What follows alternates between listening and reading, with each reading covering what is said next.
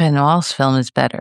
First, I had a contract. If I had refused, they would have said, perfect, but if we have another film for you, because you made money on this one, you won't make any more. That could last 1 or 2 years, so I am inclined. Then the producer says to me, that's understood. We like the Renoir film very much, but we can't make perverse sex. We need a young, clean-cut American. Those are words from director Fritz on his 1954 film, Human Desire.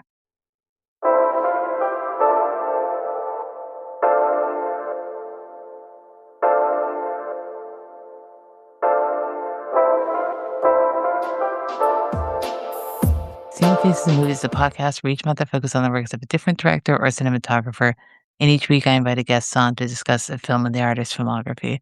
I'm your host, Felicia, and today we're talking about Human Desire. So, very quick synopsis of the film is a Korean war vet returns to his job as a railroad engineer and becomes involved in a sordid affair with a co-worker's wife and murder. Tagline for the film is, she was born to be bad, to be kissed, to make trouble. The film stars Glenn Ford as Jeff Warren, Gloria Grahame as Vicky Buckley, Broderick Crawford as Carl Buckley, Edgar Buchanan as Alex Simmons, and Kathleen Case as Ellen Simmons. It's written by Alfred Hayes, based on the novel by Emile Zola, cinematography by Bernard Guffey, directed by Fritz Lang, edited by Aaron Stell, music by Daniele Amificiotroff, and costumes by Jean-Louis.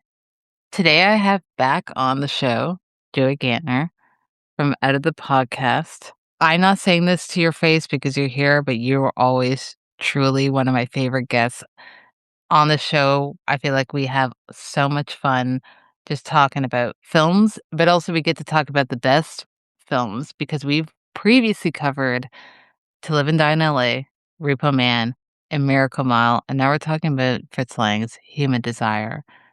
I know you also run the cassette label, Sledge People, Yes. that I'm a huge fan of. Oh, thank you. An Yes, artist that I think allegedly. that no, I think that you don't give yourself enough credit, but you Oh, thank you. are genuinely, anytime you post anything, I'm like, I feel so grateful to have friends who are talented, and get to feed off of their talent. But Joey, thanks for coming back on the show for Fritz Lang. Yeah, of course. Well, I'm here for you to feed me. I need your talent to feed me. So I absolutely thank you for all of that. You really gassed me up quite nicely. I'm in the zone now. Out of the podcast, before we get into the show, out of the Yes. podcast, I always say every time you're on, I recommend to people, you're 100 episodes plus into that show. I know Yeah. Wow. we're on a bit of a break, but there's so much there for people to go back and listen to. But there might be a new episode coming out at some point. Great things to come. Plenty of Lang in the archives as well, including Mhm. this movie we're talking about today, which I spaced on. But yeah, compare the two, see how repetitive it gets. But I think I have some fresh thoughts this time around. Let's find out together. Good, exactly. So, highly recommend you listen to both episodes. So, we'll see how we thought about Human Desire on our subsequent watches because I know we both didn't watch this for the first time. But before we get into the movie, my last question before Yes. we get into the movie is what your relationship is to Fritz Lang. Like, how did you start getting into his work? Was he a director whose name preceded his work where you were like, I've heard of Fritz Lang, I need to get into his stuff, or you just kind of started watching his movie and realized, oh, this is the Fritz Lang that I've sort of heard about? Probably the latter. I mean, in high school, I we were very lucky to have a film studies class, which was pretty revolutionary for me and got me into things like film noir and, or at least enhanced things that I was already into. I've always dived deep into whatever I'm into. I need to know every facet about it. And I definitely did that on a surface level, with what's coming at you on a mainstream, I don't want to say level again, but here we go, level. But, I remember watching like Metropolis and M and, just as those being such early pioneers of film, those were essentials. But and of course, if this teacher was anything, he would have been like, "Oh, Fritz Lang, blah blah blah." And I'm sure he said this, but I don't know how much I retained that. But as time went on, and especially once I really started diving deep into film noir and gaining an actual passion for it, that's when it all started to come together. And it's like, oh wow, like that guy did that. Was all of a sudden like, oh, this is someone who gave so much to the industry and was just a true Renaissance man. And he has an eye Mhm. patch, and that's great. So, like that's all things that I like and wanted to pay attention to. He's a fellow German. Perhaps that's why I was asked to be here today. Gantner is German. It's auctioneer in German, Is it? apparently. That's cool. That could be wrong, but I swear I've found some research on this. The other two Gantners out there may refute this, and I would love to hear from you. Where have you been? Please, come on the But yes, pod.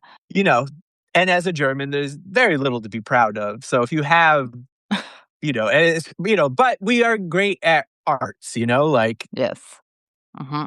even the worst things had some banging graphic design. You have to admit that. Effective, like, I I mean, but exactly, and a lot of great filmmakers who emigrated over. So absolutely, and including, Mr. Lang, we were lucky enough to get mhm, him, and he was able to bring his, techniques and visions into Hollywood and to genre films. But yeah, no, definitely, a fascinating, run of films in his, filmography, plenty of which I'm sure you've covered on this show, and, mhm. some I've covered on my show. So, like, he's definitely, if you're into film, he's worth diving into and talking about. I mean, to say the very least, that's for sure. I can't imagine if you're into film, but ultimately we are here to talk about Human Desire, a Fritz It's true. Lang film. It's 1954. Fritz Lang, so he's well into his American career at this point. Even just career, Well, yeah, very much of his but yes, career. but asterisk American as well. Exactly. Someone who started off the silent era in Germany, left Germany for valid reasons at the time, Right on. and when he That left, graphic design we were just talking about. came over to America, and did his Yes. thing, and popularized a genre that was very American, but done beautifully by a lot of non-American directors such as Fritz Lang. We're talking about film noir and how film noir expanded post the, hard-boiled detective films and became its own thing. Whether people consider Human Desire a noir or not is also up for debate also. Sometimes a lot of films from the era, I know get lumped into the noir genre, and you're like, "That's not really a noir," but it Now you lump has this one. Lump it. Give it I think you can give lump it two this one. lumps. It belongs here. It's all here. One of the first things I wanna talk about, though, because we're talking about American cinema of the time, and you Yes. can't not talk about the Hays Code. So, Oh there's 2 yeah. things I wanna discuss with you. One, this is an adaptation from an Emile Zola novel. Yes, I have things to say about that. Have you read it? No, but I just was really looking into this, and it kind of blew me away. We'll get into it.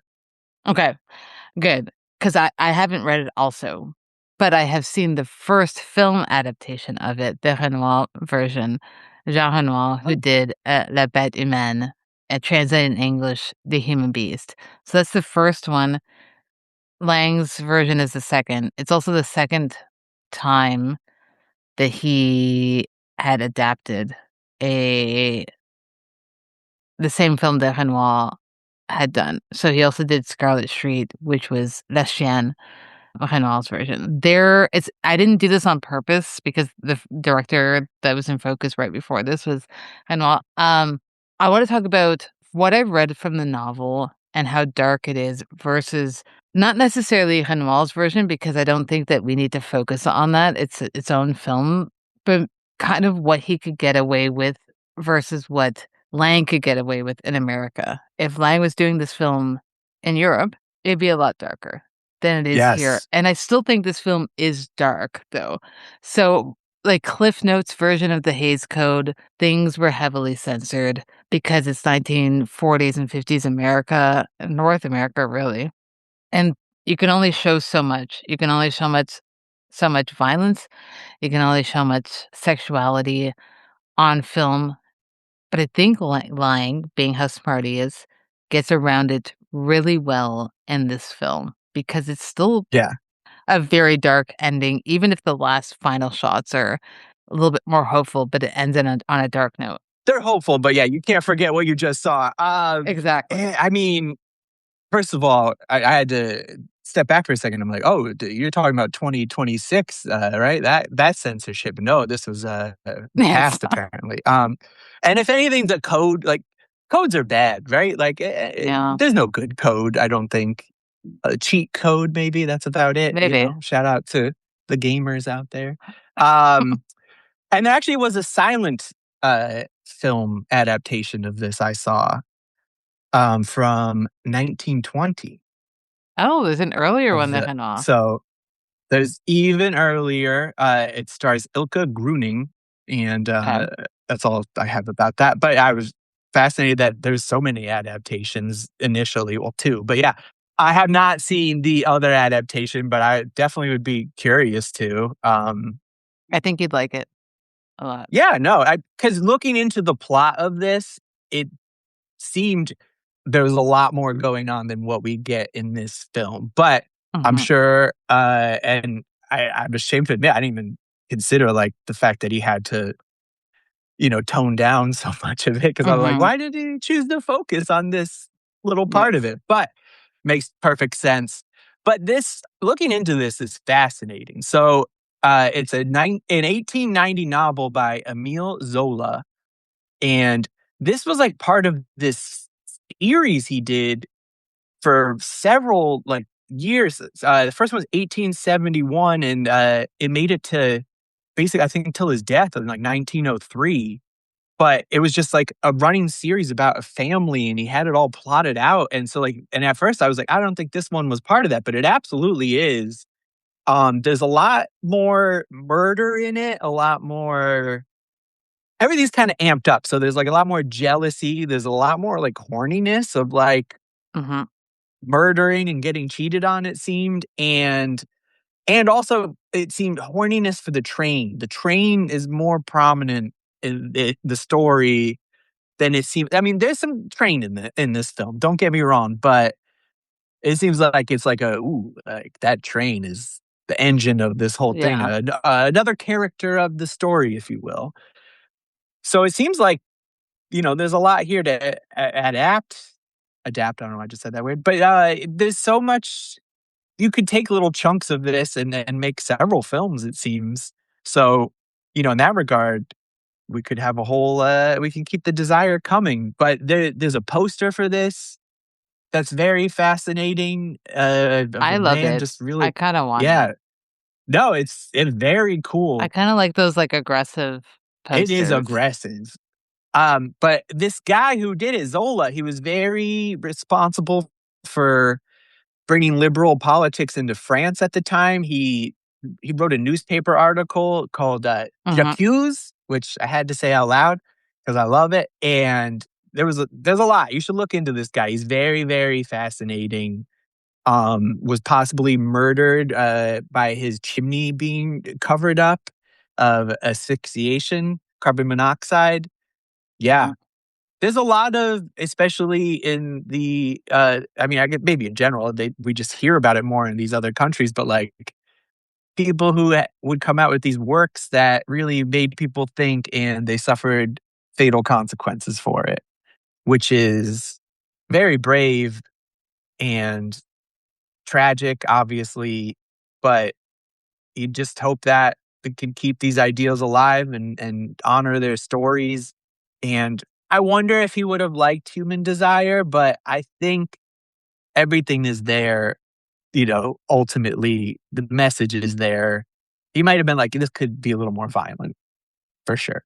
Yeah, I think that well, with Zola, I agree with, everything you said about him. I think Yeah, he faced early versions of cancellation by people, but being canceled back then was, like, met with, uh, death, essentially. Now it's just like, yeah, "Hey, people are gonna talk about you on Twitter."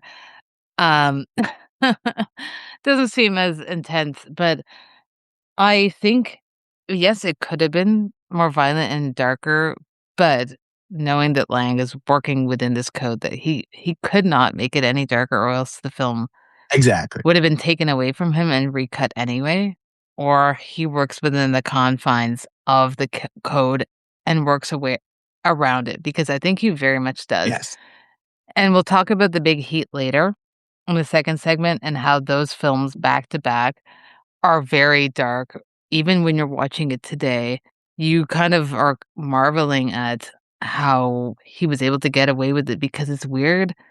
We don't have a Hays Code anymore, but films are getting to be once again very conservative the way they were back in the 40s and 50s, and it feels like there's like an unwritten code that we're shocked when we see something like a suicide at the start of a film, or when we see someone just murder someone in cold blood and maybe not face the consequences of their acts. I try and read only one quote per episode. I try to do it at the beginning to get it out of the way.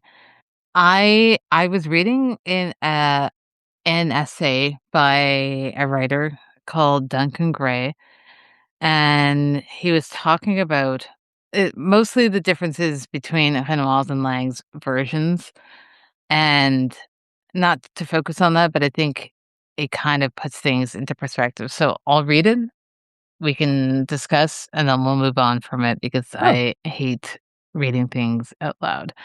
He says, in Renoir, twists of fate are a puppet show without a moral, a burlesque act with audience participation, a dance where no one can stick with a partner, or literally in several films, a river that carries you where it will, and the best you can do is emerge with wisdom and be amazement. In Lang, fate is more ominous, determined by some unseen force, a supervillain, a detached god, or the director himself that moves the characters while they, with limited success, try and fight against it. To put it simply, the world of Renoir is open and the world of Lang is enclosed. So I read this knowing that people might not have seen the Renoir version, which again, you don't have to have seen it. I do recommend it because I think it's a great film, and I do regret not covering it in the series I just did on him because I am a big fan of it. A lot of people aren't, but I'm a big fan of that movie. But I want to talk about just Lang and who he is. Not even just in comparison to Renoir, but how Lang was when he got to America, and how dark a lot of things can be. I think in the Renoir version, he explores the psychology of the character that Glenn Ford plays in this one. It's played by Jean Gabin in the Renoir version, and he explores how he was able to get into the position that he's in. The Lang one doesn't really. He kinda says he's a war veteran, but does it matter? Is it relevant? And I do wanna explore that.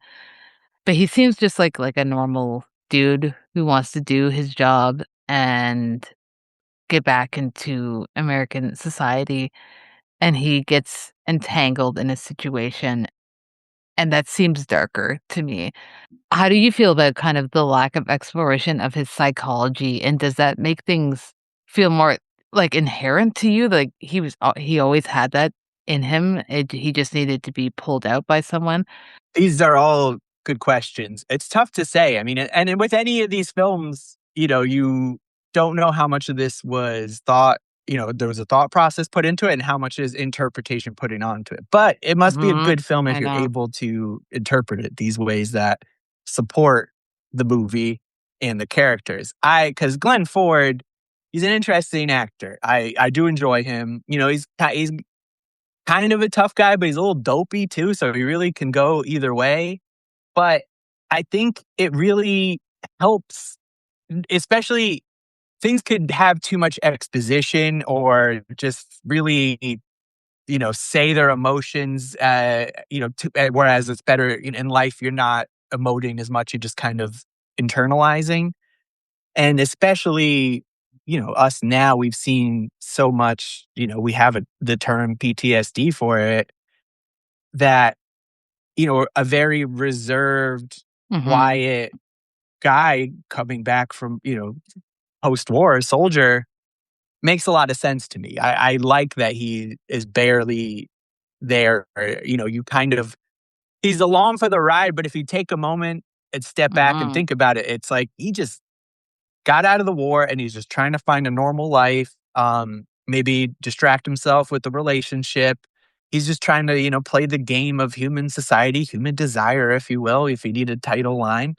That his motivations make sense and how he kinda got roped along for this, and there's at one point where Gloria Grahame is, like, saying, like, "You were a soldier, you killed," and you briefly get a moment of him just being like, "What? Like, that's what you see?" Yeah, he didn't like that. He doesn't wanna think about that. He's very much one of those men who's Yeah. just like, "Don't talk about it and ignore the problem, let it fester deep inside me and later kill Mhm. me somehow," but he just wants to be a train conductor, he just wants to live a normal non-war life, and I think that works. And then as far as you were saying, as this version's a little more like condensed. Well, that's the train, baby. Like the train is very condensed and, limited. And that's what's cool about this is there's Mhm. very few locations in it. And that's kind of Lang in general, I feel. So they're all important, but it really does. You could say it's like a train car. Like you're just stuck in this thing in this moment and you just got to work your way through it until you get to that stop. Choo choo. That's a great analogy right there, and I do wanna talk about there's a few things that you mentioned that I were already in my notes and that I wanna expand on that you brought up as well. One, I do wanna and I'm gonna talk about this right Hmm. after, Glenn Ford as a performer, because I wanna park that. I'm gonna talk about that right after, Oh, yeah. and I wanna talk about just the way the film looks. After that. But something you mentioned about the him being a war veteran and him not wanting to speak about it. I preface this always by, someone might be listening to this podcast for the first time and not realize that I'm Canadian. And then most of my guests are American because that's just how it happens. I have a lot of great American friends, and I hate to put you on the spot. I know that you don't have maybe firsthand experience, but I think veterans in America are different than they are in Canada, just the roles that our countries play in war. And I hate to put you on the spot of being like, how do you feel about this? But more so, you probably know someone or know of people. And the way Lang being a foreigner who's dealing with war on a different side and came over to America, and the wars that he's talking about in his because Hmm. his character, Glenn Ford's character, is coming back from the Korean War specifically, and how he just kind of is like the way he treats it is like, "It was a job I got Yep. assigned to do. I'm back. I'm going back to my job," which seems like a very healthy way to think about it. Um as healthy as war could possibly be, uh, obviously not healthy, but he's just like, it's this thing but she does ask him the question of, "Was it easy for you to kill?" Because she's smart, Smartest her person in the character, movie.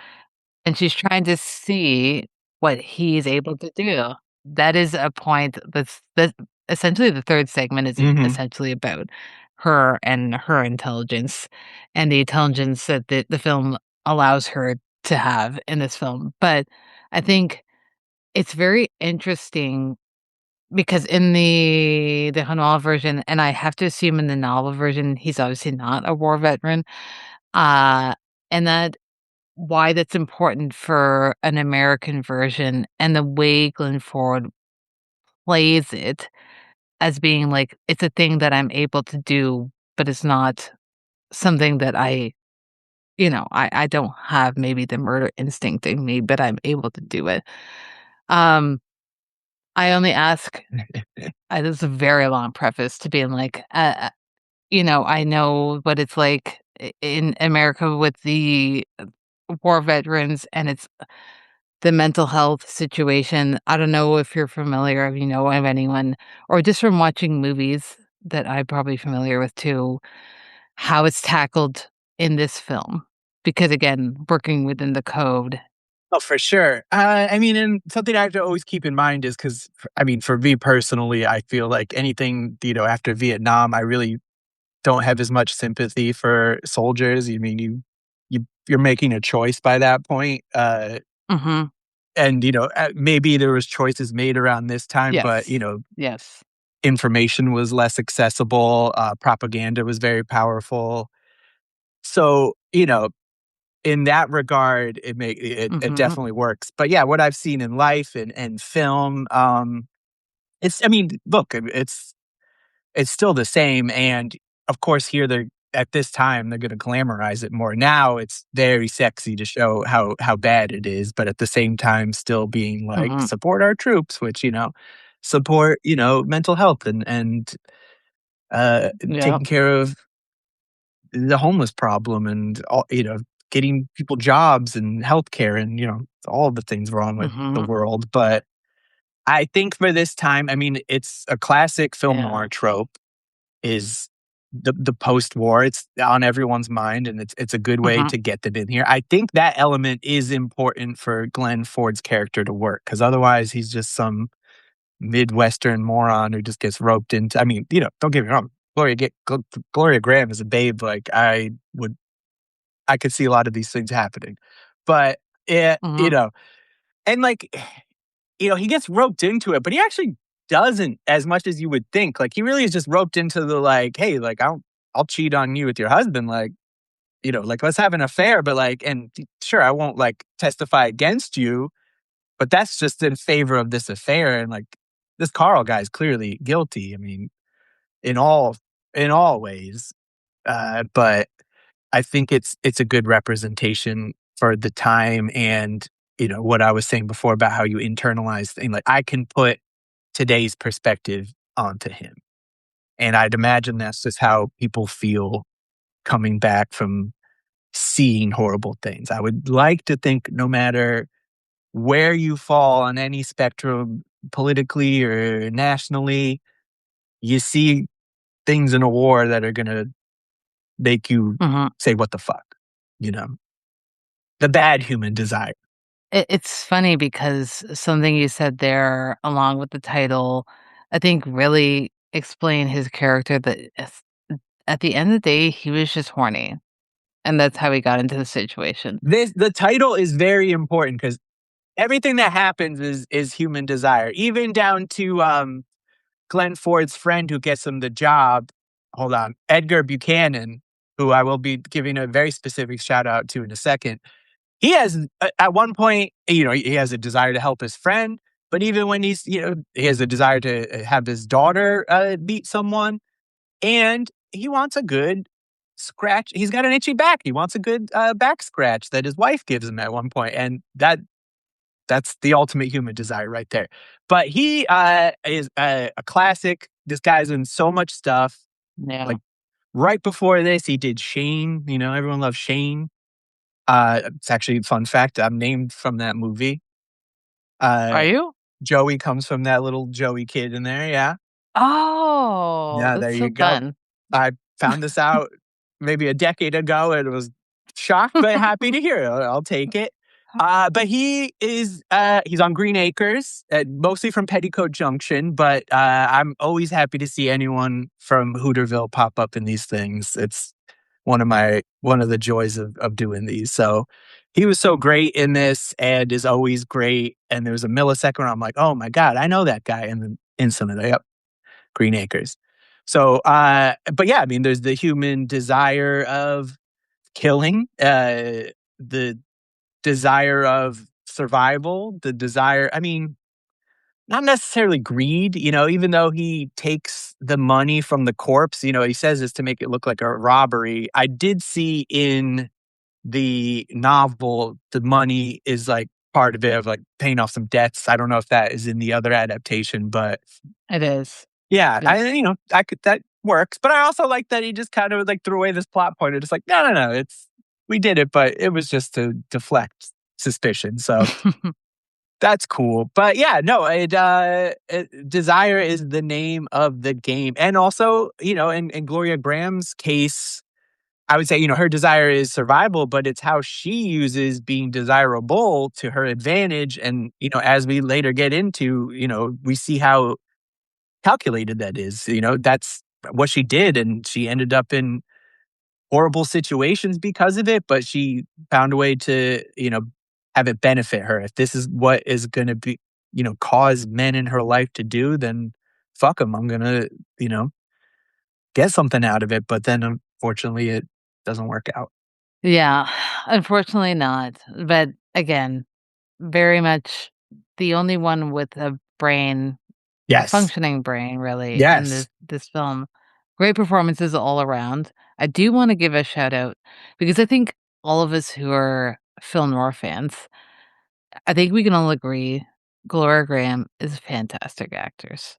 And we will Oh, yeah. definitely talk about her. I want to save her work with Lang in general for the third segment because the third segment is reserved for her and her character Vicky. Broderick Crawford, also fantastic in a multitude of films, but he's also great in noirs and westerns and just a great actor.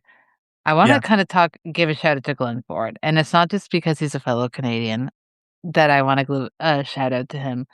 It doesn't hurt though, I does think it? uh, it doesn't hurt, that's for sure.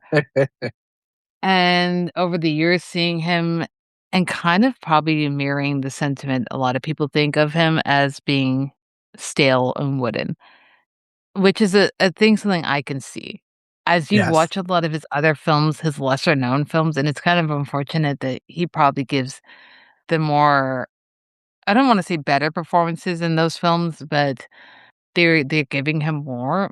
I wanna shout out specifically a Western called The Fastest Gun Alive, which also has Broderick Crawford in it, and it's definitely, I think, in my opinion, the best Glenn Ford performance, but I think after you've watched Glenn Ford once in a film and you go back and rewatch him, you can have a better appreciation for his performance, especially if you watch because I rewatched The Big Heat and this back to back, and I had a Nice. great appreciation for his performance in this, and especially his performance in this versus The Big Heat, because The Big Heat, there's a lot of anger within him, Yeah. justifiably so. Sure. This performance is weirder for me, and weird in a good way where the first time we meet him, he seems like a jolly guy, he's come back from the war, he's just trying to be an all-American boy, Yeah. but the first time he meets Vicky, he's kinda predatory towards Oh, yeah. her, where he's like, "Follow me," and he forces a kiss on her, and he gets into the situation very quick. You can say that, you know, he again, the horniness is fueling him, but there's something within him that's a little darkness. I don't think he's a bad guy. I think that he just doesn't know how his social skills are not up to par when it comes to women. Uh, how do Fair you enough. feel about his performance with this character and how he interacts specifically with Vicky? No, I mean, I think he's just so taken with human desire, not alien. No aliens in this one. Human No. desire. No, that he just, there's just something about Vicky Buckley, especially because, we see his friend, the petticoat Mhm. junction friend, if you will, which, hey, it's trains. We're doing it. He has a daughter that he's been really trying to get Glenn Ford with, and they were friends when they were little kids. And, sure, she wears a kimono, but like ultimately, she's just not that exciting to him. Whereas Gloria Graham is just instantly, she's a woman, like he sees her as a woman and not as a child and is so taken with her. Um, and goes on an interesting journey. I mean, if you take out the murder, yes, lying to court and Mhm. committing adultery. These are not great things. Like, you would be a bad guy in that movie alone. But because there is this murder aspect and the fact that when it comes time for him to take out Carl, he doesn't do it. He Yes. actually shows great compassion and he takes him to a hospital. Like, he actually there's a struggle going on within him this entire time, a personal war, between reality and desire. I'll keep bringing back desire, don't worry. Uh, but ultimately, he's able to come back to reality, realizes that there's great chaos in the world, and he just wants a normal life. Like, again, we are able to really just visualize and infer on him so much trauma from that war and maybe life Mhm. before. I mean, what leads a man to war? Sure, as I said earlier, it was easier to do back then, but there's still something that makes you go like, I need to do this. I don't know, to be a hero, to be Mhm. looked upon with respect by my peers, or maybe my family will accept me, or all of the other conditions of life, tropes, if you will. But he clearly has tried that and is basically falling for it again, but he chooses life. You know, to quote a Wham t-shirt, he decides, the train is good for him. The train is, and it kind of is an army lifestyle too. It's very regimented. Having a Yeah. job is being a soldier, right? So we there's our Mhm. propaganda. Whoops, why are we working? But he's just wants to be this guy, especially his friend who is also like his sort of love interest's father. But they aren't. It isn't like a, hey, you're her dad. It's Yeah. more like we're friends, and because we're friends, you're like, I have a daughter you might like, and I like you two together because I know your character, and that his belief in that character is ultimately rewarded because he does good, which is rare in these film noirs, especially to walk away. Um, and there's no consequence. This is as much as this is very by the book tropes. It does end with, which Lang's films do often, but like someone getting away with it and this being like, well, that's that. Basically, poor Gloria Grahame always in all movies and in life, basically. But it's true to life in that regard of just great evil gets to thrive. But I'm sure that Carl loved his wife. I mean, even though he's very jealous of her and at the same time exploited her. I mean, she confided to him that she was assaulted by this man that her mom worked for when she was a child, and his result is like, well, cool, that can get me my job back and maybe lead to other things. So go do that. But Yeah. like, I'm guessing he had feelings for her. It didn't seem like he hated her. He just was stupid and evil. Yeah. Yeah, it's a mix of a lot of things for these characters. It's weird because a lot of noirs, again, for both of us who've watched a lot and audience who might have watched a lot, when you get a noir that actually gives you some sort of character development or background, it's always a nice treat because sometimes they can be, two-dimensional, and I still love those ones too, but it's great when you can kinda understand where these characters came from without being like, "Here's a flashback on their life." We Absolutely. don't need the flashback. No, you could just sprinkle it in. And Fritz Lang is really great at that. He's very well at subtly developing these stories and these characters. I mean, this is why these movies are worth a rewatch, not just to realize that Glenn Ford knows what he's fucking doing, but Mhm. also because there's just so much there on the surface. Like I said, listen to my out of the podcast version of this episode, but I feel like I'm saying some things I didn't say last time, and that's due to this rewatch. So there's something to There you be go. said about that. I also, before I forget, Burnett Guthrie, Yes. uh, fantastic cinematography, especially, just obviously when it gets dark and in the train, like Mhm. there's just so many beautiful moments. Did they work together often? Forgive me, I didn't research that as deep as I should. Um, no, but I'm like nodding my head because I'm a big fan of his, and he at some point will be a cinematographer and focus on the show because I'm a huge fan of his work. And I think, like, looking at his filmography here, some of the, like, his biggest ones that people would know would be, like, In a Lonely Place, Yeah, which so not his first round with Gloria Grahame on this one. Yeah. From Here to Eternity, The Sniper, I don't know if you've seen that, Scandal Sheet. I know you've seen Scandal Sheet. Yeah, yeah.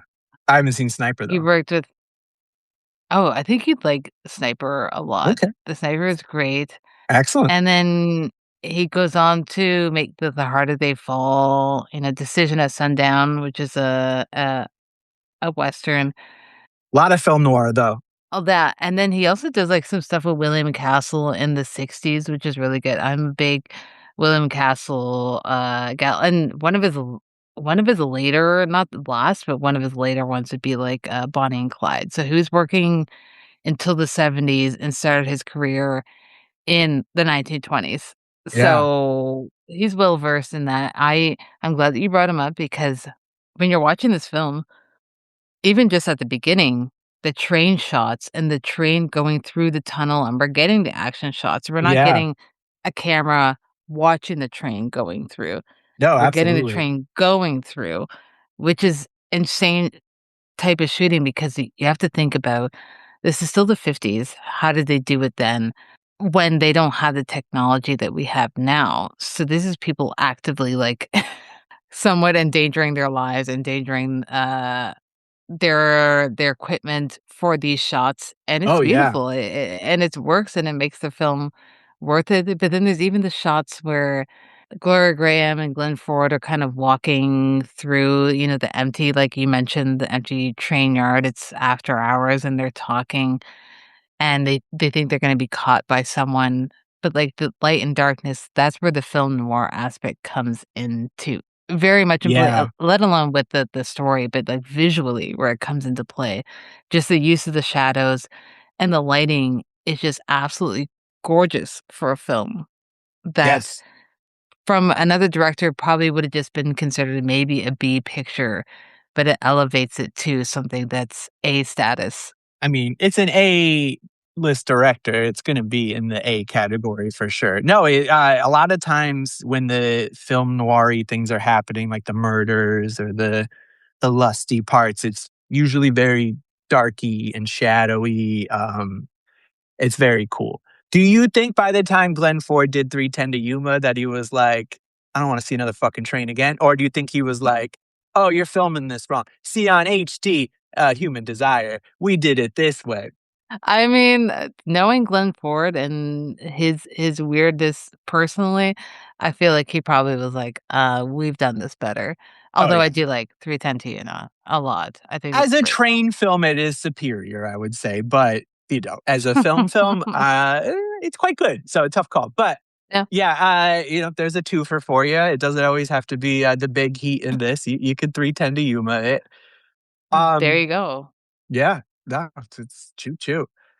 And I do wanna say before I forget, my first Glenn Ford movie, because I was curious what it was and I had ideas, but then it became very obvious to me, it was Superman when he plays, Clark Kent's dad. Oh, yes. Yeah. Okay. Does a great job in Mhm. that too. He's a good Pa Kent.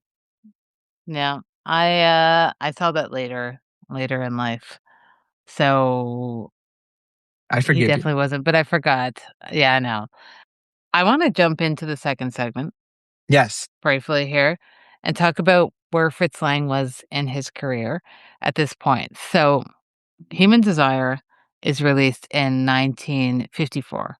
Right before this, he does The Big Heat. Now, this is the some might consider it, maybe you and I don't, or maybe we do, consider it his, like, kinda quintessential American film. He's done a lot of fantastic American films, but I think this is the one that is revered probably the most. And without getting into the plot points too much, because I know there might be some people who haven't seen the film, but it stars Glenn Ford, and he's a detective, and he's on a case where a fellow cop commits suicide, and it seems suspicious why he would do that. And he gets entangled into a whole situation.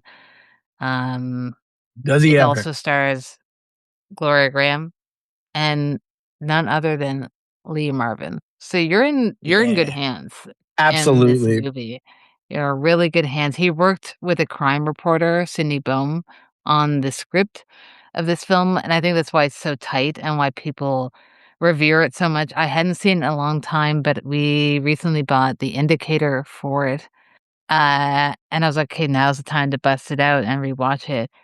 And it hits so hard. And I mentioned the indicator release for this specifically because there's two on the special features. There's a thing by Scorsese, who Scorsese always features on a lot of special featurettes, but there's also a long segment. I think it's about 10, 11 minutes from Michael Mann, who talks about Oh, this movie. And his was even more interesting. This I love Scorsese, but his thing was even more interesting because he talked about the women in this film and how forward they were. So I want to say that again for the third segment, but shouting out Indicator in general and this film. And I know you've seen this, you've covered this on your show, and it's hard not to compare the two movies because we're kind of not, I don't want to say recycling the same cast, but we're using the two same lead actors in back to back films, and Human Desire often gets kind of buried underneath the big heat, yes, yes. unfortunately. I think they're fantastic in their own right, but it's difficult not to compare the two. How you feel about, that comparison of the two, not necessarily getting into the plot points, but just how they merit their own love. Yes. Oh, yes, definitely. Absolutely. They're two very different movies and experiences, and I feel like those are the only reasons they get lumped together is because of the cast and just when it came out in succession of the one before it. And, obviously The Big Heat's a better movie for sure. I mean, it's just a more Yeah. it's like like a film fucking blockbuster, a film noir basically. Like there's a lot going on. It's very exciting. There's some big action pieces. Not going to give anything away, even though posters and are designs for Blu-rays and Yeah. 4Ks are going to have it. But It's it's great. been over 50 years, but it's fine. But if you can, do your thing. Please. And Lee Marvin, come on, like he's a cut above Mhm. basically everyone in that cast, but it kind of what makes Human Desire so special is you have to ignore all that other than like, hey, fun fact. But it really is just its own thing. It's more of a quieter film, but it's so much going on below the surface. Like it has like Human Desire or Big Heat levels of plot and drama and action, but it's more subtle. Gloria Grahame, her arc is more satisfying in the Big Heat for sure. There's a Yes. little more fuck yeah that you're gonna get compared to, but like weirdly, not weirdly, but like I would say that Human Desire is just more true to life because I was gonna say it feels more realistic, it's more her realistic. arc. Not that, the Big Heat is just like, wow, can you believe the hijinks and wackiness going on? You could never do that. Like it all could happen, but it's just Human Desire really is. It's very subtle and like Gloria Grahame, her performance, all of them always deserve more credit, but there's like, she gets like hit by Carl and like you really Mhm. feel the fear that she's feeling and like after being struck, like she really just conveys those emotions and it's Yeah. it's just so tragic. Um So I don't think putting these 2 back to back is a satisfying experience necessarily because Mhm. for them both to work, they need to be separated. Big Heat, I mean, it's such a heavy hitter of the genre that I know. and it deserves to be, and I at least have the gift of having not watched it as recently as you, so it's easier for me to be like, Mhm. "Yeah, well," but, like, It's fantastic. I mean, it belongs high on the list of like the introductory films you should do if you're going down the noir route. But Yeah. Human Desire is really more for like, all right, you like this stuff, huh? All right, well, what do you think of this one? You know, or like you want to give this to someone that you trust to be intelligent, you know, just someone that's able to pontificate the subtleties of life and film and whatnot. But it's cool that they're back to back. I think I don't know how much everyone enjoyed working on Human Desire. I think in that regard, it was probably a mistake to get the gang back together, but it still works. And maybe that's what helps it work is maybe the fear from Gloria Grahame is just like, hey, Fritz Lang is kind of a dick. They apparently did have like a little square off that my boy Scuffle, Edgar as you might had say. to stop it, basically, Yeah. and which is awesome. And everyone from Green Acres is always you could pretty much stand behind historically of doing the right thing. So shout out to that crew. But yeah, and also I will say if you go to Fritz Lang's Wikipedia entry, there's barely anything on Human Desire, but there's a fantastic photograph of the filming of it that I highly recommend. It's Gloria Grahame about to get slapped, but um, just very cool stuff. But yeah, it's you got to keep them separated. And so like Fritz Lang, he started in 1919, and Uh-huh. by this point we're in 1954. So like he's been at it for a good chunk. I mean, imagine having a job for that long. The For fact that that this long, I for that know. long, like the fact that this I movie can't is imagine. as good as it is, like, and it is him having to work around the code, which is, you know, film noir in general. Mhm, That's what makes it so cool is what they do with that.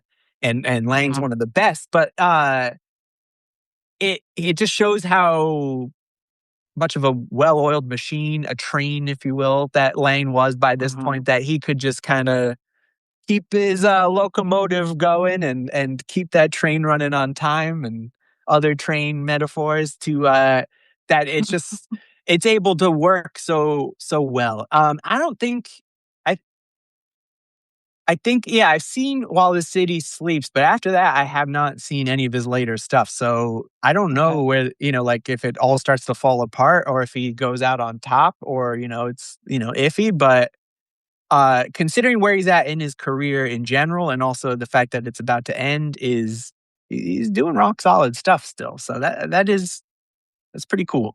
I mean, I would very much agree, and I very much agree with everything you said, especially considering, comparing the 2. I think it's definitely if you've already seen the 2, yeah, you can watch them back to back. But on the first watches for both, I would recommend giving some space between because if you watch The Big Heat first, as you said, it's the blockbuster of Yeah. film noir, Oh really, yeah. and I know that can seem like a derogatory, and maybe in modern terms it would be, but I think it's not here. It had been a long time since I'd seen The Big Heat, and when I rewatched it, I was like, "Damn, this is why." It's, like, Yeah, quintessential, and I think for it's like sure. what you said, if someone's getting into the genre, I would recommend The Big Heat they start Very with. highly. Somewhere in the top 5. Yeah. Exactly, and once I know that you are on the same wavelength, then I'm gonna throw Human Desire at you and see how you react to that, because I think it requires a little bit more understanding of the genre. Not to sound pretentious, I don't think we're trying to be pretentious, I think we're just saying It's a film podcast. Of course it's pretentious. I try I try and pretend like I'm not, but I'm also like, I am We're pretentious. here. You're listening to this. We're all on board and on the same page, all right? Enjoy it. Let's live it up. I know. Listen, Pretension, baby. this is a safe space for us to be Exactly. pretentious. There you go. But it's interesting you talked about like his later career because, as you said, this is towards the latter half. He only really has, let's see, six more movies after this. Which is crazy to say. He only has 6, but I mean, you look through his filmography for the length and just he was working regularly. Even, you know, escaping Germany, he still like made it, kept going. So and multiple films in a year sometimes. So yeah, I know, that's what I was gonna say. That's 6 movies within 4 years yeah, that he's yeah. doing that. It's not 6 years, it's not multiple years, but it's one of his later ones, and what he does right after Human Desire is a film called Moonfleet in 1955. So I recently watched this for the first time. I did it Oh, just mostly for research for the show, but also because I just wanna kind of finish off his filmography yeah. as a one of those people who's like, "I need to finish everything." Human Desire, initially, he didn't actually wanna do this film, but he did because it was assigned to him essentially, and he was approached to do it, and he had 1 film left, contractually at Columbia, and they're like, "You cannot do it, but you're not gonna get paid, and you're not allowed to go elsewhere until you make us 1 more film," and he's like, "Fine, I'll do Human Desire." So, he does Human Desire, the contract's done, and then MGM approaches him to make Moonfleet, and he hadn't made a film for them since his first American film, Fury, which I'm a Huh. huge fan of. I love Fury, I think it's fantastic, and I think it's underseen and underloved. But he does Moonfleet after this, and I borrowed it from the library to watch because I was excited to watch it. It has, Stuart Granger, who I love, but I also love George Sanders, and he's also in this. Really didn't enjoy this movie. Oh, okay. Um, really did not enjoy this movie at all. I like period pieces, but I don't like period pieces from the 18th century that are, like, kind of adventure trying to be it is essentially an adventure movie, but it's trying not to be. Like, if I he feel had the gone same full way. adventure mode, it would be, like, fine, and I would have Yeah, fun, but he was being like, "This is technically, a Three Musketeers style adventure film, but I'm trying to be more serious," and it just did not work for me. It's an 87-minute movie that felt like 2.5 hours to me. I, at some point, paused it, and I looked over, and I was like, "I have no idea what's happening." wow. Um I didn't hate it, I just didn't enjoy my time with it, despite the fact it's one of his few color films, and it's weird because I looked at some reviews and thoughts on it. When this came out, French critics, your, Cahiers de Cinema, loved this movie. They loved it for some reason. Well, isn't the Musketeers from France, right? Aren't I they? think so. It kind of Yeah, feels like it could be within that same vein. I yeah, was just like, "What the fuck is going on in this movie?" And then he goes on to make, While the City Sleeps and Beyond It Reasonable Doubt, which feels more back to his, like, American style yeah, for filmmaking. sure. Moonfleet, I don't ever wanna say someone should skip a movie, but if you're gonna skip a movie, I personally would recommend skipping Moonfleet. I just didn't it just, nothing for me. It looks great, though. The I performances are great. I think you can always count on him having a great looking film, and I'd be curious to see his color work. But yeah, it definitely doesn't. It seems like he's the wrong director for that kind of thing. I don't know. He said like, from because I have a book, it's a biography of his that he was working with Lottie Eisner. They worked with this together, but it's not an autobiography, it's a biography. And he gave a lot of interviews for it. And he said he was really excited to make this film and he had a great time on it. Oh, he may have I was like, thought he was the right director, but yeah, he just is not. Like, it's just not. no. I was like, His this is strengths a aren't mess. this thing. Yeah. Yeah, it just did not work, and I say this as someone who's often lenient. It feels a lot longer than 87 minutes, and Well, it seems like he wanted, just briefly reading about this as I'm becoming curious, like he wanted to add atmosphere and mood to it, like the things he's great at. But that is just yeah, not what you need to do in a swashbuckling film. It needs to, this thing has to move. And I also am not fond of that. I mean, I actually weirdly really love the Three Musketeers, like the story of it and the idea. mhm, And I do like some of the adaptations, but it's not it's like, but I have everything I need from that. Like, from there, I don't want anything like that, which is weird tell because me usually about if it. I like something, it's like, "Oh, yeah, give me more," I but know. it's just good enough, like, we told the story good enough, Don't need more. We don't need it to be derivative, but I at least respect that he went for it, you know? Uh, Same. I think every director needs to have, like, their one-off weirdo movie, and I think Moonfleet is the one. Also, what a terrible title for that movie, like, it seems like It it'd be makes about no something else sense. entirely, yeah. I thought it was gonna be like a sci-fi movie, at Absolutely. least. Yeah.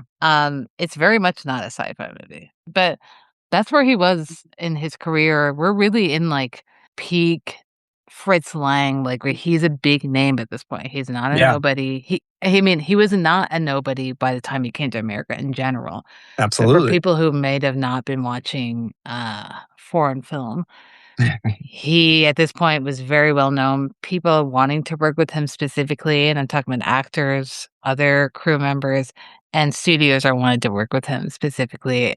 So he's at peak American Lang era.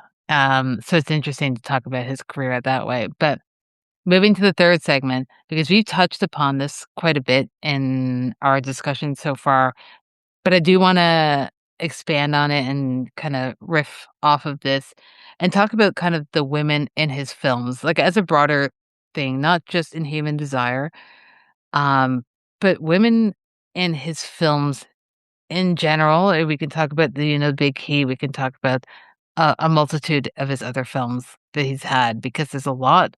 If we look back at his filmography, even dating back to something like Metropolis and the stuff that he did with Joan Bennett, Woman in the Windows, Scarlet Street, Secret Beyond the Door, and Manhunt, women are a huge part of his films, and he's working often within a genre that isn't always very friendly to women.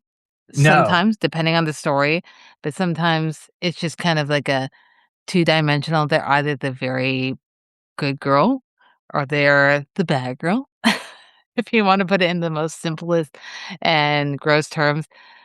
But the women in his films are layered, and I don't Yes. think that They're complicated. calling Gloria Grahame in this film a femme fatale outright just, like, kind of really encompasses her character. I think there's more to it because you unless you're, like, a just shitty person, you can empathize with every move that she makes in this movie, and it's a testament to her performance, it's a testament to the writing, and it's also a testament to, again, pushing the Hays Code of just being like, "I'm using my sexuality for this reason to get this, and yes, I did want to sleep with this man so that I could live in this house, but it didn't work out.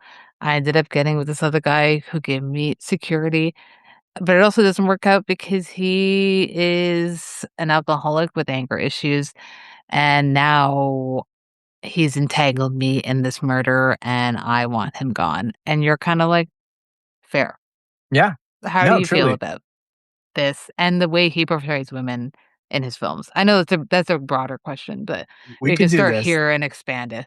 I'm the king of that, don't worry. I in this one, Gloria Grahame, I would say she isn't, like, manipulative. Everything she's doing is, like, above the board, like, she's just like, "Yeah, I want better for myself," like, she's not leading anyone on. I mean, maybe she shouldn't have tried to get Carl killed, but at the same time, like, I don't know, was there any other options? This guy sucks, and he's, like, holding a letter over her head, is blackmail, so she's just trying to survive, which is a human desire, of course, to say it again. But in general, yeah, because of course, there it's a trope, or how, femme fatales. I don't know if he ever really has femme fatales in his movie. It's more just like complicated women in complicated situations, Yeah. which is always the best move. I mean, look, I do like a femme fatale. I mean, I do like seeing Uh-huh. that Same. side, but what was cool about Lang is he is giving you the usual, but he really isn't. Like, he's giving you a different take, and it's always more thought out. And I feel he has a great respect for women. I mean, he collaborated with his wife early on. I mean, she co-wrote or wrote a lot of the films that he did, and even after she died and they were divorced, he worked on a film that she wrote. Yeah. So I think he, definitely has a respect for women as far as that being equals or people or being Mhm. worthy of having emotions in a story that, enhance and help plot develop. I think if I were a woman actor, I mean, an actor in general, but particularly a woman, I would be very psyched and want to work with him just because of, Yeah. you're getting something that is good and you won't have to be embarrassed by. It might be a fucking Yeah. bummer making it, but at the end, it's gonna be, like, Something of substance. yeah, and the fact that even, like, he cast you. I feel like everyone he casts are pretty rock solid, so, like, it speaks Mhm. to what you're gonna like, he knows what you're gonna bring to his vision, and they all execute it fantastically. I mean, I haven't seen Moonfleet, but I'm sure they all are well cast in this piece of shit. So, uh, I think he's someone of that time that you'd be pretty psyched to be working with, artistically, knowing that the script is gonna be meaty, you're gonna have actual direction as a character, you're gonna know how to play it because it's all there, it seems. So yeah, I mean, he's as far as this genre, and if you're, looking at it from a lens you absolutely should look at it of, Yeah. the treatment of women in film and this time and genre, like, he's one of the best. I mean, it's still pretty rough. Terrible things happen, but there's usually a reason and it doesn't just happen blindly, which is comforting. Because if you're gonna go down Yeah. these routes, like, make it worthwhile because otherwise, it can be a little exploitative and that's no fun. I mean, again, agreeing fully what you said, and I kinda wanna harken back to, oddly enough, Michael Mann Yeah. and his thoughts on The Big Heat. Well, it's funny because you said these special features were Martin Scorsese and Michael Mann, and I love Martin Scorsese, but yeah, I do not necessarily care about his opinions on women. He doesn't have the strongest women roles in his films, and even like when he talks, like, I like hearing him talk. He's a great interview, but like it's more funny and more based off of like his emotions, whereas Michael Mann is Mhm. very he knows what and why he's talking about it and has really thought, like, I want to hear what he has to say, and I know he comes from a great respect of character, so and he's a writer. I think that's the difference too. He is a writer, that helps. To me, because we see so much, and I hate to say this, it's not t I don't want Scorsese to ever stop giving interviews about films, good No, please 10 do, out of because 10. 10 out of 10. he has a great hand in reviving a lot of films, but we don't often hear from other directors like a Michael Mann because he doesn't really get that many interviews. Not on other subjects, really. Not really. So, I don't know how they managed to get this or what the context of the interview was, but his whole thing about the Big Heat, and I would be very interested to hear about his thoughts on on Human Desire because I feel like maybe they would be somewhat similar. He was talking about Fritz Lang's treatment of women and how he gave them agency, because even in the Big Heat, again, I know we're not talking about this, but Glenn Ford's wife, who, without spoilers, has something happen to her, Yes. um, something little happened to her. A little bit. She is someone she's living as a 1950s housewife, but she drinks his beer alongside him. She takes Mhm. cigarettes out of his hand, and she smokes his cigarettes. That's not something we see in a lot of or if really many American meals with her being she's the angel, she's the good girl. Gloria Grahame is supposed to be, in quote unquote, the bad girl, the femme fatale. It makes sense for her to be drinking. It makes sense for her to be smoking. But to have the housewife do it Yeah, is just being like, this is a realistic thing that, hey, I'm sure a lot of women were sharing drinks with their women.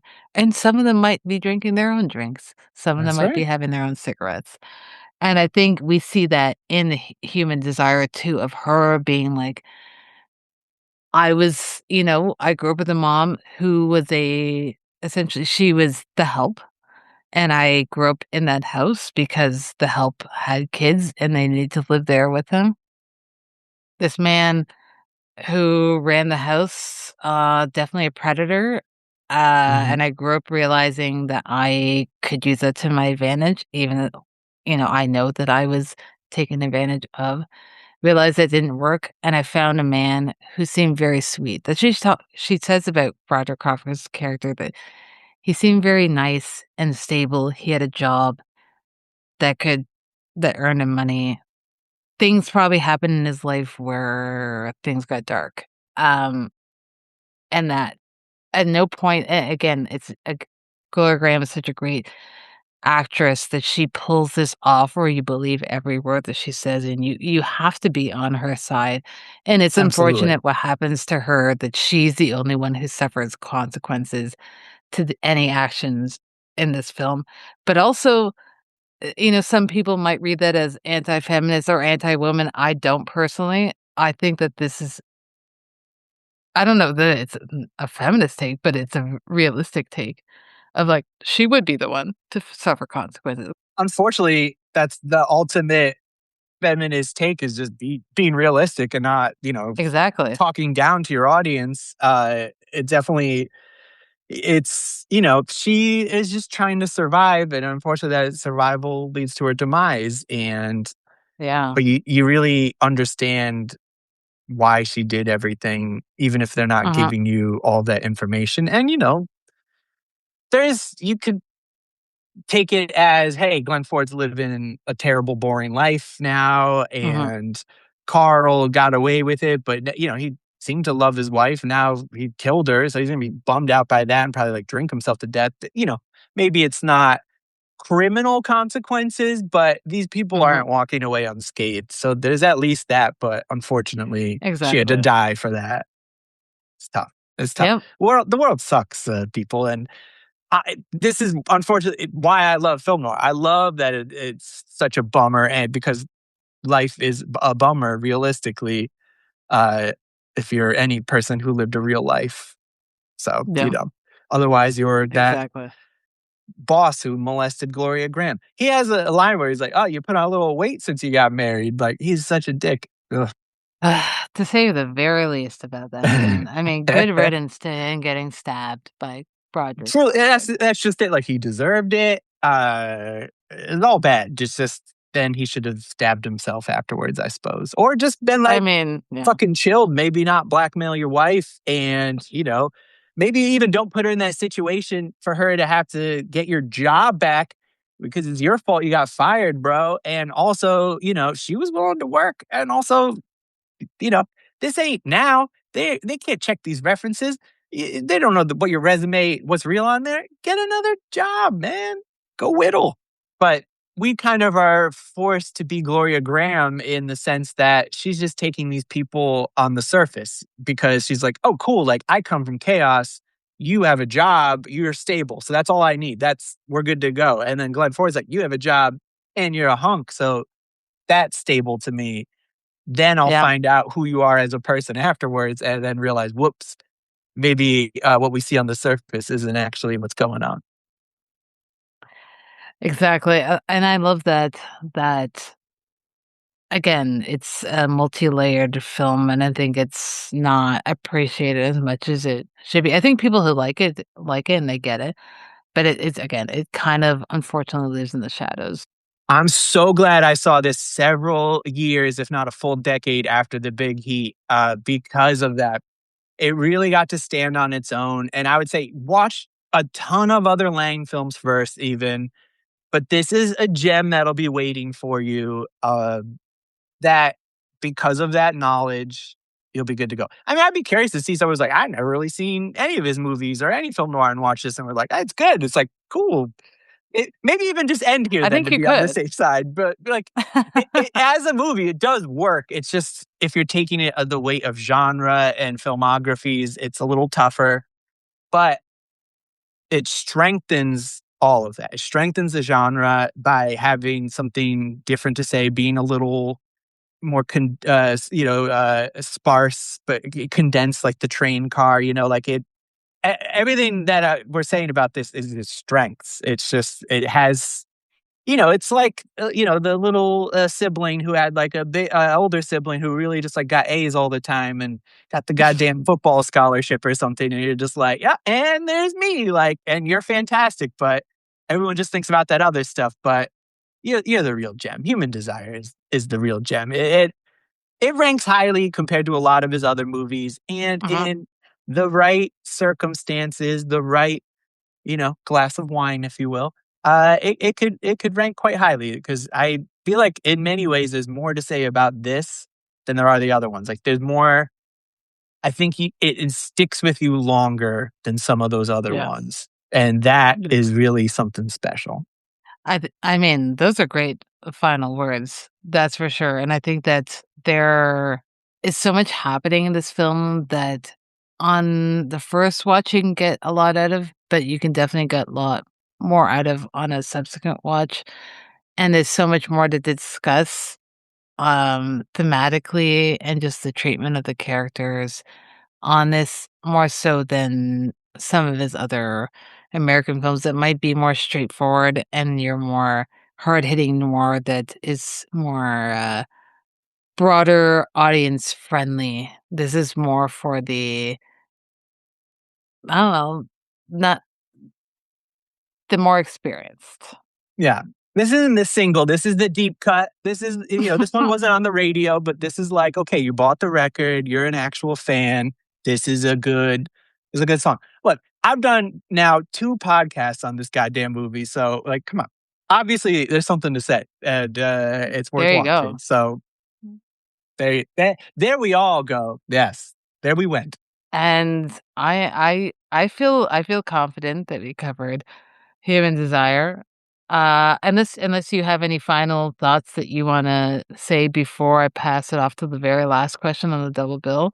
My only thing that I didn't cover was, I love a down design credit, which was in the credits. Mhm, Always a good time.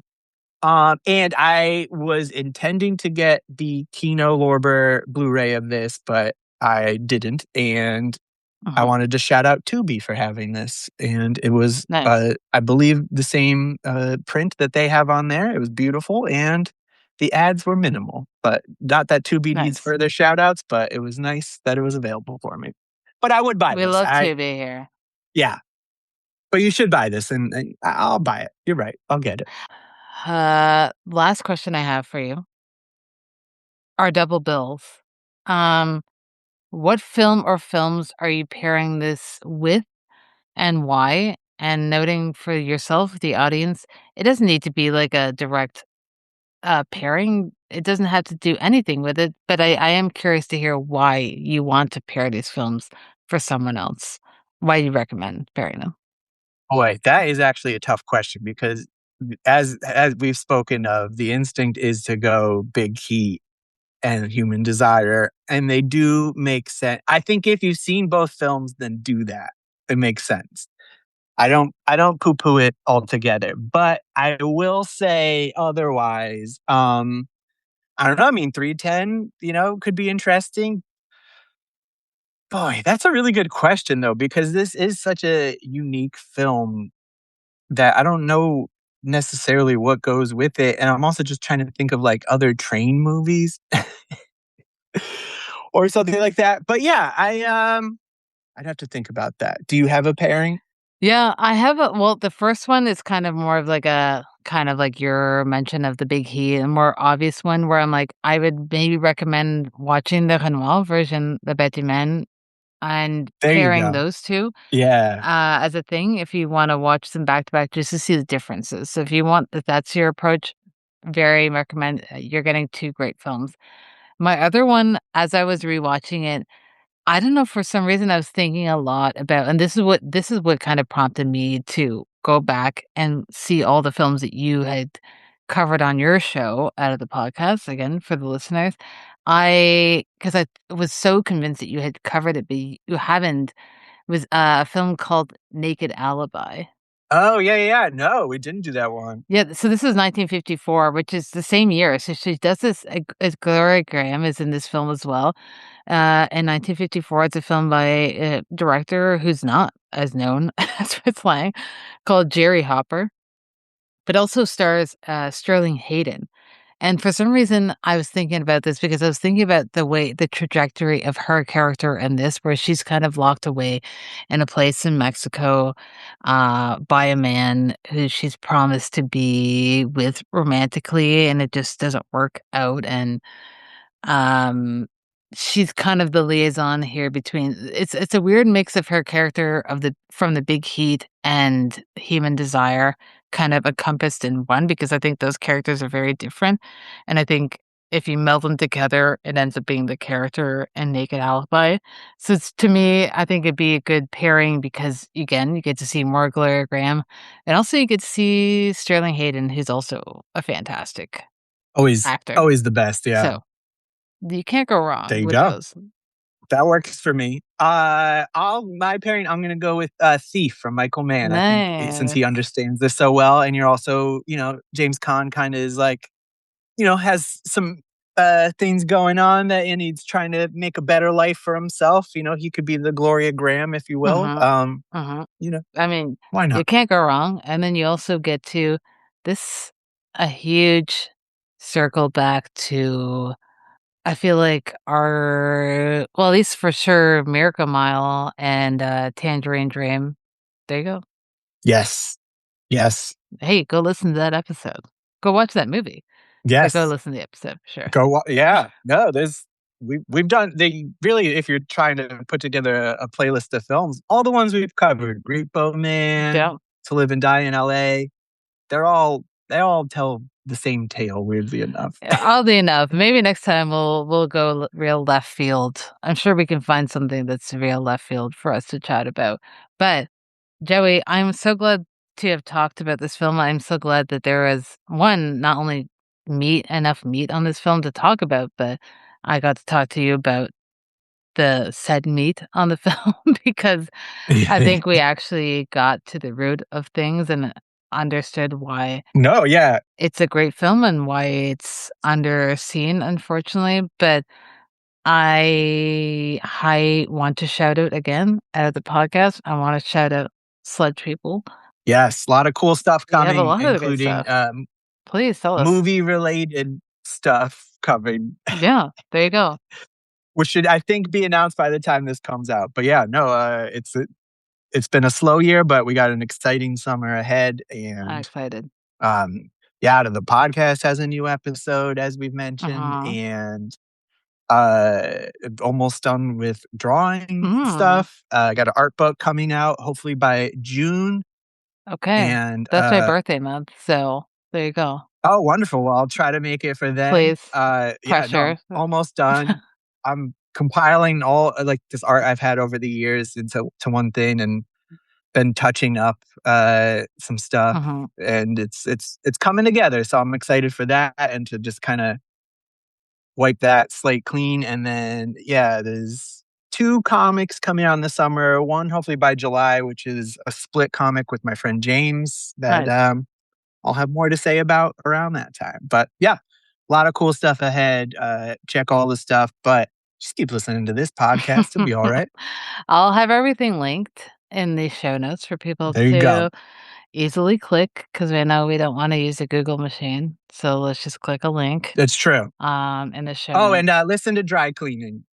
That too, Listen to yeah. Dry Cleaning. The audience Yeah. can't see, but I am wearing a dry cleaning shirt. I've loved it the whole time, been trying to say it somehow. Here we are.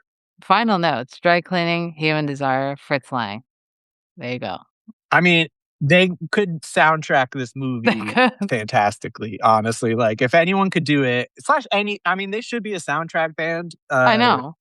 They There's could nothing really stopping do them. something cool. They should do it. No, Hopefully soon. no, yeah, Maybe I'll absolutely. make a Yeah, movie for them to soundtrack.